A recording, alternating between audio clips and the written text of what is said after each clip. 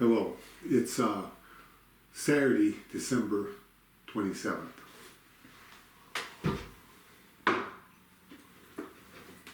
Today it's Saturday, so I'm going to read from Manna from my journey, the book that I wrote, and I'll read the devotion for December 27th. Revelation17:3. Revelation17:3. Then the angel carried me away in the spirit to a wilderness. There is a wilderness that God may take his saint. There John saw the enemies of God, their plans, and destruction. When the Spirit of God leads us into the wilderness, we learn to depend on every word he speaks. It is our food and substance. We learn the Spirit of God provides the living water where the soul drinks freely and flourishes. His voice is the only voice that matters in the wilderness, and the sound of his words and his breath upon us is the life to our spirit. It is in the wilderness we learn the enemy has nothing to offer. His gifts only fade and they rot. His words are shallow and unsustaining. His promises are not kept, and his way leads to death. God offers the only life that exists, and the wilderness brings out this truth. That was the experience, Jesus, after he was baptized, he went into the wilderness. It says he was led by the Spirit of God into the wilderness. And he grew, and he spent 40 days fasting and seeking his Father. And when the enemy tempted him, he spoke the truth back to the enemy, and the enemy was defeated. So the Spirit of God, he leads us into the wilderness.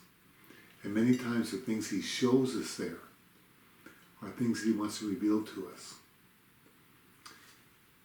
In the book of Revelation, he wanted to reveal certain things to John with how the enemy would be defeated. But when God leads us into the wilderness, it can be a lonely place. It can be a place of struggle. It can be a place that seems empty.